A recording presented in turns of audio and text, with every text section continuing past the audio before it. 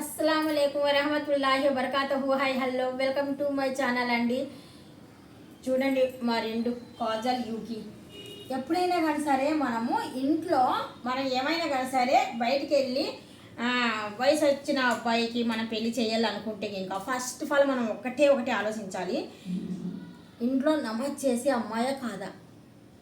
పని చేయకపోయినా పర్వాలేదు, ఇంట్లో పని చేయకపోయినా పర్వాలేదు, జస్ట్ కొద్దిగా నమాజ్ చేసి మనిషి అయితే ప్రతీది ఆలోచిస్తుంది. నమాజ్ చేసే మనిషి అయితే కనుక ప్రతీది ఆలోచిస్తుంది. ఫస్ట్ ఆఫ్ ఆల్ మనం నమాజ్ చేయాల. నేను ఉన్నాను కదా, ఇప్పుడు నేను నమాజ్ చేస్తే కనుక నన్ను చూసి మా కూతురు కూడా నమాజ్ చేస్తుంది. కనీసం 5 పూటల నమాజ్ కాదు కదా, కనీసం రోజుకి 2 పూట్ల నమాజు, 2 పూట్ల నమాజు చెయ్యండి. ఎవరైనా కానీ సరే ఇంట్లో నమాజ్ చేయకపోతే బర్కత్ ఉండదండి. శైతాన్ అనేది ఎప్పుడు ఏదో అంటే మనకు పనికిరాని ఆలోచనలు వచ్చేస్తాయి. మన బుర్ర అనేది పాడైపోతుంది.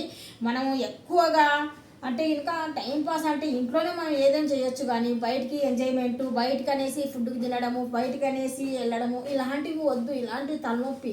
ఎప్పుడైనా కానీ సరే మనం ఇంట్లో కూర్చున్నామా, 5 పూట్ల నమాజ్ చేస్తున్నారు అంటే అత్తగారు 5 పూట్ల నమాజ్ చేస్తున్నారు ఇంట్లో పని చేసుకొని అనుకుంటే ఇంకా కనీసం మీరు ఎవరైనా కానీ సరే ఈ ఇంటి నుండి ఆ ఇంటికి వచ్చిన ఆడపిల్ల ఎప్పుడైనా కానీ సరే నమాజం చేయండి. పని తర్వాత చేయిద్దురు, కానీ చేస్తే చేయండి, లేకపోతే లేదబ్బా పని కూడా నమాజ్ చేయండి. ఫస్ట్ నమాజ్ చేస్తే మీ మైండ్ ఫ్రెష్గా ఉంటుంది.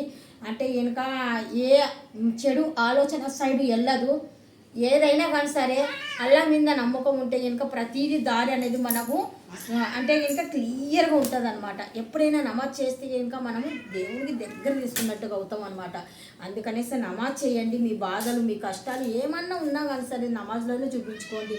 మనం ఏదో 4 గిన్నెలు దోమేసామా, వండేసామా, నమాజ్ చదువుకోకుండా ఏదో టైంపాస్కి తిరిగేసామా, ఎంజాయ్మెంట్ చేసామా, ఇలాంటివి వద్దు. అవి మీకు ఏం పనికి రావు. రేపు పొద్దున మీరు చచ్చిపోయినారనుకోండి, మీకు ఈ తోడు ఏమొస్తుంది? నమాజ్, दीन के रास्ते पर चलो, कभी भी हमें दीन का रास्ता मत भूलो। रोज को 5 वक्त का नमाज अदा करने वाले लोग दुनिया के लोग हैं।